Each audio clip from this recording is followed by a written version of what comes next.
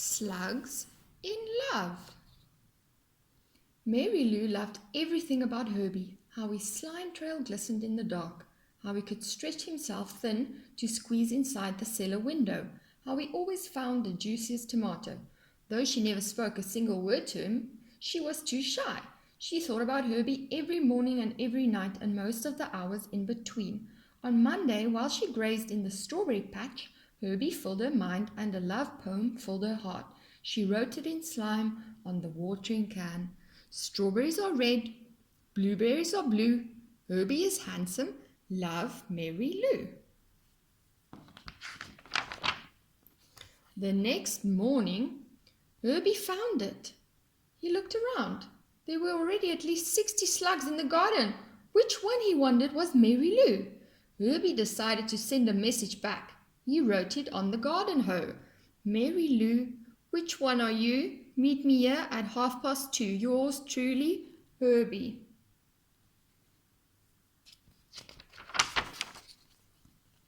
On Tuesday, while Mary Lou was hiding from the sun in the ivy, she saw Herbie hiding under a stone, and a poem came immediately to mind.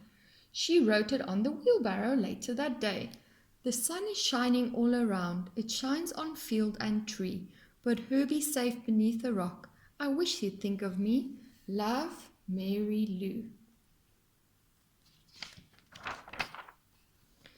Mary Lou loves Herbie, teased Jethro on Wednesday morning. Herbie blushed. Who is Mary Lou? He asked, but Jethro didn't know either. Herbie sent another message. This time he wrote it on a fence where it would stay put. To Mary Lou, you could make my life complete. I'd love to meet someone so sweet. Tell me where and I'll be there. Sincerely, Herbie.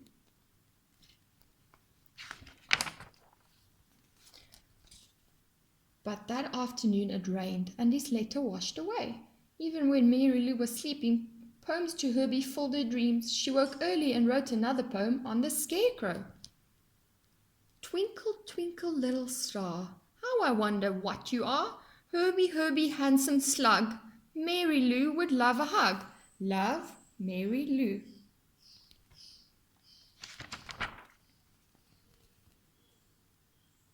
That Mary Lou is some poet, said Sammy.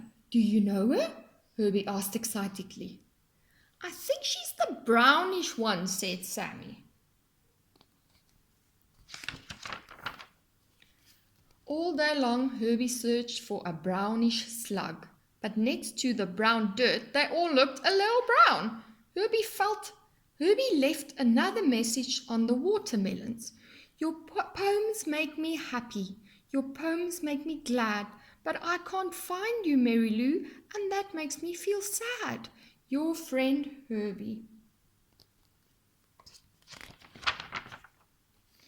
But Mary Lou was in the squash patch that day and didn't see Herbie's note. She left another poem behind the zucchini. Herbie, you would make me as happy as can be if you just pay attention and please, please notice me. Love, Mary Lou.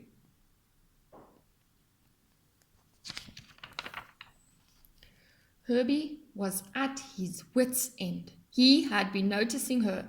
Well, her poems anyway. He'd ask everyone he could think of if they knew her. I think she's the greenish one, said Homer. I think she's the pinkish one, said Joe Dell. Maybe she's the one who likes tomatoes, said Adelaide. All slugs like tomatoes, said Herbie. But Adelaide had given him an idea. Herbie climbed to the top of the tallest tomato plant. On his way back down, he wrote a message.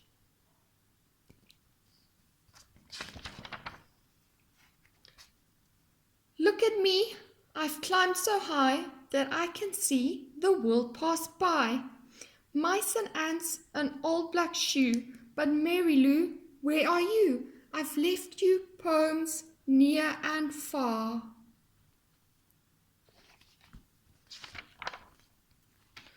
Won't you tell me where you are? Love, Herbie. And that night when Mary Lou went out to snack on a tomato, she found Herbie's message glistening in the garden. What joy! What gladness! What delight! Mary Lou could hardly contain herself as she hurried to the barn.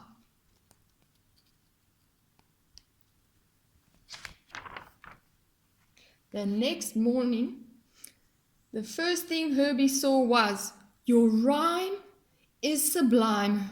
Herbie dear, I'm here." As always, when she saw Herbie, poetry filled Mary Lou's head. She said, "Herbie, I'm Mary Lou. We meet at last. How do you do?" Herbie was tongue-tied. Suddenly he felt shy, but at last he blurted out, "I'm fine. Will you be mine?"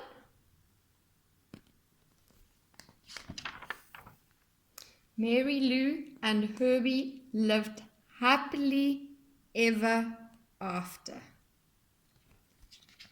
The end.